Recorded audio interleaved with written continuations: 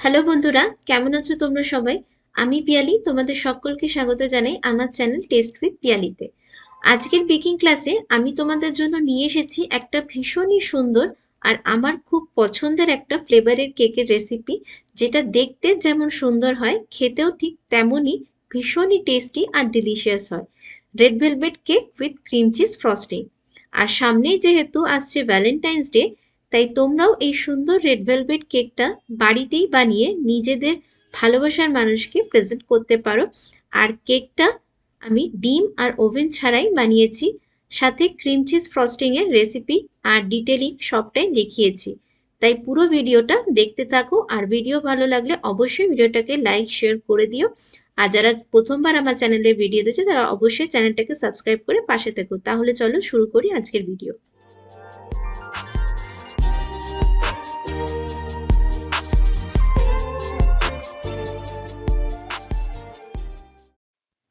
Cake batter বানানোর জন্য প্রথমে একটা বাটিতে নিয়ে নিলাম হাফ কাপ দুধ, যেটা আগে থেকেই জাল দিয়ে রুম টেম্পারেচারে ঠান্ডা করে নেওয়া। এরপর এর মধ্যে দিয়ে দিলাম হাফ কাপ চিনি গুঁড়ো। এর সাথেই দিয়ে দিলাম 1/4 কাপ নিউট্রাল রিফাইন্ড অয়েল, আর হাফ টিস্পুন দিচ্ছি রেড ভেলভেট এসেন্স। এটা যে কোনো বেকিং মেটেরিয়াল শপে বা অনলাইনে তোমরা পেয়ে যাবে। যদি তোমাদের কাছে না থাকে তাহলে হাফ টিস্পুন ভ্যানিলা এসেন্সও দিতে পারো এর জায়গায়, বাট রেড ভেলভেট এসেন্স হলে একদম অথেন্টিক টেস্ট আসে। আর সাথে দিয়ে দিলাম 6 থেকে 7 ড্রপ মতন রেড জেল ফুড কালার। এবার এগুলোকে হ্যান্ড হুইস্কার দিয়ে খুব ভালো করে মিক্স করে নিতে হবে সবকিছু, যতক্ষণ না দুধ, তেল, কালার সব ভালোভাবে একসাথে মিক্স হয়ে যায়। এগুলো ভালোভাবে মিক্স হয়ে যাওয়ার পর এই বাটির উপরই একটা ছাঁকনি রেখে তাতে দিয়ে দিলাম 1 কাপ ময়দা 1 পাউন্ড কেকের জন্য, সাথে 2 টেবিল চামচ দিচ্ছি মিল্ক পাউডার, এতে কেকের টেস্ট খুবই ভালো আসবে। আর দিচ্ছি 1 টিস্পুন কর্নফ্লাওয়ার কেকের স্পঞ্জি টেক্সচারের জন্য। এবার এগুলোকে ছাঁকনি দিয়ে চেলে নিচ্ছি। এবার এর সাথেই দিয়ে দেব 1/4 teaspoon cocoa powder. Red velvet কেকের ইন্টেন্স রেড কালারের জন্য কোকোয়া পাউডার ইউজ করা কিন্তু মাস্ট, না হলে কিন্তু রেডের জায়গায় পিঙ্কিশ ভাব আসবে কেকের। আর সাথেই দিয়ে দিলাম 1 টিস্পুন বেকিং পাউডার আর 1/4 টিস্পুন বেকিং সোডা আর 1 চিমটে লবণ। এবার এই সব উপকরণগুলোকে ভালোভাবে ফেটিয়ে নেব আর একদম স্মুথ লাম্পস ফ্রি একটা ব্যাটার বানিয়ে নিতে হবে। তো দেখো ব্যাটারটা এখন বানানো আর খুবই সিল্কি স্মুথ টেক্সচারের একটা রিবন ফ্লোয়িং ব্যাটার হয়েছে। দেখো ব্যাটারের কনসিস্টেন্সিটা একদম পারফেক্ট হয়েছে। এবার এর মধ্যে দিয়ে দিচ্ছি 1 টিস্পুন ভিনেগার, আর তারপর ভিনেগার দেওয়ার পরে খুব হালকা হাতে ব্যাটারটাকে মিক্স করে নিচ্ছি। ভিনেগার দেওয়ার পরে কিন্তু এখানে ব্যাটারটাকে আর ওভার মিক্স করতে হবে না, খুব হালকা হাতে মিশিয়ে নিয়েছি আর ব্যাটারটা একদম রেডি। এবার ব্যাটারটাকে আগে থেকে রেডি করা 6 ইঞ্চের কেক মোল্ডে আস্তে করে ঢেলে দিতে হবে। ব্যাটার ঢালার পরে কেক মোল্ডটাকে ভালো করে ট্যাপ করে নিচ্ছি, যাতে ভেতরে কোনো এয়ার বাবলস হয়ে থাকলে সেটা বেরিয়ে যায়। এবার আমি কেকটাকে ওভেন ছাড়া কড়াইতেই বেক করে নেব, একদম লো ফ্লেমে রেখে কড়াইটাকে প্রিহিট করে নিয়ে কেকটাকে বেক করে নেব। তো আমার পুরো 40 মিনিট সময় লেগেছে কেকটা বেক হতে। তোমরা যারা ওভেনে বেক করতে চাও কেকটাকে বেক করতে পারো। তো কেকটা বেক করে নিয়েছি, এবার এটাকে একটা কাঠি দিয়ে চেক করে নিচ্ছি, আর দেখো কাঠিটা একদম পরিষ্কার এসেছে, তার মানে কেকটা ভালোভাবে বেক হয়ে গেছে। এবার কেকটাকে ঢাকা দিয়ে পুরোপুরি ঠান্ডা হতে রেখে দেবো। আর কেকটা যতক্ষণ ঠান্ডা হচ্ছে ততক্ষণ এই কেকের জন্য ক্রিম চিজ ফ্রস্টিংটাকে রেডি করে নেব। তো ক্রিম চিজ ফ্রস্টিং এর জন্য প্রথমেই একটা মিক্সিং বলে আমি নিয়ে নিলাম হাফ কাপ ক্রিম চিজ, আর এর সাথে দিয়ে দিচ্ছি 2 টেবিল চামচ চিনি গুঁড়ো।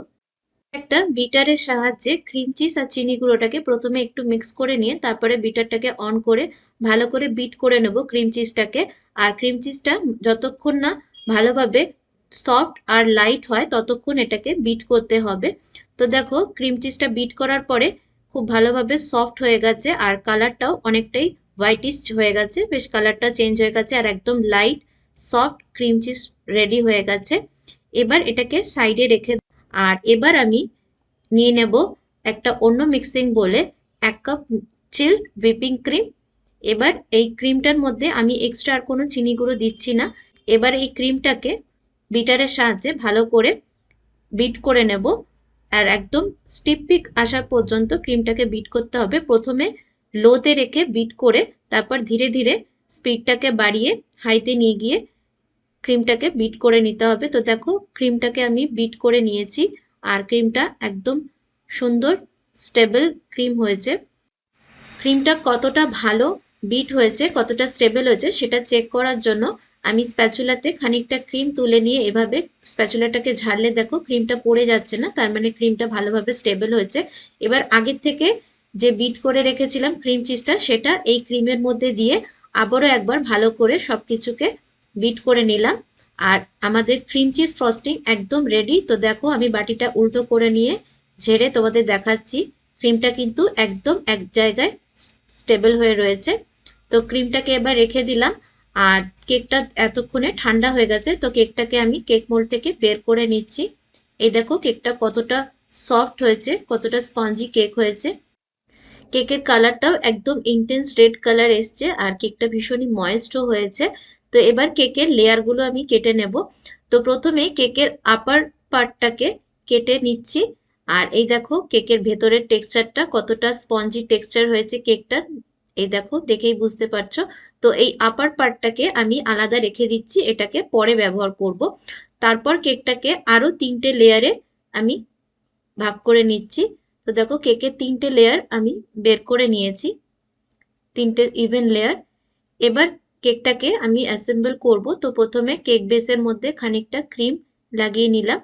এবার এর মধ্যে ফার্স্ট লেয়ারটা রেখে এটাকে আমি দুধ দিয়ে সোক করে নিচ্ছি কেকটাকে। তোমরা চাইলে নর্মাল চিনি সিরাপ দিয়েও সোক করতে পারো, বাট রেড ভেলভেট কেকে দুধ দিয়ে সোক করলে এর টেস্টটা আরো ভালো আসে।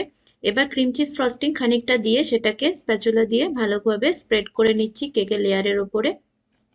একদম ইভেনলি ক্রিমটাকে স্প্রেড করতে হবে কেক লেয়ারের ওপরে, যাতে কোনো জায়গায় খালি না থাকে। এবার আমি এক্সট্রা ক্রাঞ্চের জন্য এর মধ্যে দিয়ে দিচ্ছি কিছুটা হোয়াইট চোকো চিপস।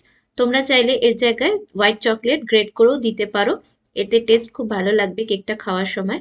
তারপরে আমি এর উপরে সেকেন্ড লেয়ারটা রেখে সেটাকেও আবারও দুধ দিয়ে সোক করে নিচ্ছি। একদম সেম প্রসেস আর একবার রিপিট করতে হবে। আর ক্রিম দিয়ে আবারও ক্রিমটাকে ইভেনলি স্প্রেড করে নিতে হবে কেক লেয়ারের ওপরে। কেক উপরে যখন ক্রিমটাকে স্প্রেড করব তখন এই সাথে সাথে সাইডের ক্রিমগুলোকেও ভালো করে স্প্রেড করে নিয়ে একদম ইভেন করে নিতে হবে, মানে ক্রাম কোট করতে থাকতে হবে যাতে কেকটা একদম স্ট্রেট থাকে। তারপর ওপরে আরো কিছুটা চোকো চিপস ছড়িয়ে একদম ফাইনাল লেয়ারটা রেখে সেটাকেও দুধ দিয়ে সোক করে নিয়ে কেকটাকে খুব ভালোভাবে ক্রাম কোট করে নিচ্ছি। ক্রাম কোট যত ভালো হবে কেক ততটাই সুন্দরভাবে লেয়ারগুলো স্টেবল থাকবে। তো ক্রাম কোট করে নেওয়ার পরে কেক বেসটাকে ভালো করে পরিষ্কার করে নিয়ে আমি কেকটাকে আধ ঘন্টার জন্য রেফ্রিজারেট করে নেব, যাতে ক্রাম কোটটা ভালোভাবে স্টেবল হয়ে যায়, ক্রিমগুলো কেক লেয়ার খুব ভালোভাবে সেট হয়ে যায় কেকটা। তো ক্রাম কোট করে ফ্রিজে রেখেছিলাম কেকটাকে, তারপর ফ্রিজ থেকে বার করে আধ ঘন্টা পরে আমি কেকটাকে ক্রিম দিয়ে পুরো কেকটাকে কভার করে নিচ্ছি। তোমরা চাইলে এভাবে ডাইরেক্ট ক্রিম না দিয়ে পাইপিং ব্যাগে ক্রিমটাকে ভরে পাইপিং ব্যাগের সাহায্যেও কেকের গায়ে ক্রিমটাকে অ্যাপ্লাই করতে, আর যদি পারো এভাবে প্যালেট লাইফের সাহায্যেও ক্রিমটাকে অ্যাপ্লাই করতে পারো কেকের গায়ে। তো দেখো পুরো কেকটাকে আমি ক্রিম দিয়ে কভার করে নিলাম। এবার ক্রিমটাকে ভালোভাবে একটা প্যালেট নাইফ বা স্ক্র্যাপারের সাহায্যে এটাকে ক্রিমটাকে ইভেন করে নিতে হবে সাইডগুলো। তো আমি এখানে একটা কোম স্ক্র্যাপার নিয়েছি, সেটা দিয়ে সাইডটাকে এভাবে কোম করে নিচ্ছি জাস্ট একটা ডিজাইনের জন্য। আর যে রেড ভেলভেটের যে ওপরের লেয়ারটা আমি রেখে দিয়েছিলাম সরিয়ে, সেটাকে টুকরো করে নিয়ে গ্রাইন্ডার জারে ভালো করে ঘুরিয়ে নিয়েছি। আর এই দেখো কেকের ক্রাম্সটা সুন্দরভাবে হয়েছে। এই কেকের ক্রাম্সটাকে এবার কেকের গায়ে ভালোভাবে লাগিয়ে নিতে হবে। তো এভাবে একটা প্যাডের টাইপ দিয়েও তুমি কেক ক্রিমগুলো তোমরা কেকের গায়ে স্টিক করতে পারো। তো কেকের সাইডটা ক্রাম্স দিয়ে ভালো করে কভার করে নিয়েছি। এবার এক্সট্রা যে ক্রাম্সগুলো কেক বেসের মধ্যে পড়েছিল সেগুলোকেও সরিয়ে নিয়ে পরিষ্কার করে নিয়েছি। এবার একটা পাইপিং ব্যাগে ক্রিম চিজটা ভরে নিয়ে একটা 2D নজল দিয়ে আমি এখানে ওপরে কিছু ফ্লাওয়ার ডিজাইন করে নিচ্ছি। তোমরা নিজেদের পছন্দ মতো ডিজাইন করে নিতে পারো। আর সাইডের যে অংশগুলো ফাঁকা রয়েছে সেগুলোতে কিছু স্টার ফ্লাওয়ার ডিজাইন করে দিচ্ছি। আর কেকের মাঝখানটাতে যে রেড ভেলভেটের ক্রাম্সটা ছিল সেটা এভাবে ছড়িয়ে দিলাম। কেকের ডেকোরেশন সম্পূর্ণ তোমরা নিজেদের পছন্দ মতন ডিজাইন করতে পারো। আমি জাস্ট একটা ডেকোরেশনের আইডিয়া তোমাদের সাথে শেয়ার করলাম। আর উপরে কিছু গোল্ডেন সুগার বলস দিয়ে দিলাম যাতে কেকটা দেখতে আরো সুন্দর লাগে। আর বাদবাকি ফ্রস্টিংটা দিয়ে আমি একটা স্টার নজেল দিয়ে এভাবে কেকের নিচটায় বর্ডার লাইন করে নিলাম। তো কেকের ডেকোরেশন আমার কমপ্লিট হয়ে গেছে। তো দেখো কেকটা ভীষণই সুন্দর লাগছে দেখতে, রেড অ্যান্ড হোয়াইটের কম্বিনেশনে খুব সুন্দর দেখতে হয় রেড ভেলভেট কেক। আমার পার্সোনালি খুবই ভালো লাগে রেড ভেলভেট কেক। আর রেড ভেলভেট কেকের সাথে ক্রিম চিজ ফ্রস্টিংটা হলে খুবই ভালো হয় এর টেস্টটা। তোমরা যদি ক্রিম চিজ না পাও তাহলে নর্মাল ক্রিমের ফ্রস্টিং দিয়েও রেড ভেলভেট কেকটা বানাতে পারো, তবে ক্রিম চিজের ফ্রস্টিং হলে এর টেস্টটা আরো দ্বিগুণ বেড়ে যায়। তো দেখো কেকের একটা পিস তোমাদের আমি কেটে দেখাচ্ছি, দেখতেই পাচ্ছ কেকের লেয়ার গুলো খুব সুন্দরভাবে হয়েছে। কেকের লেয়ারে ক্রিমটা আর কেকের লেয়ার গুলো একদম সুন্দরভাবে পারফেক্ট হয়েছে।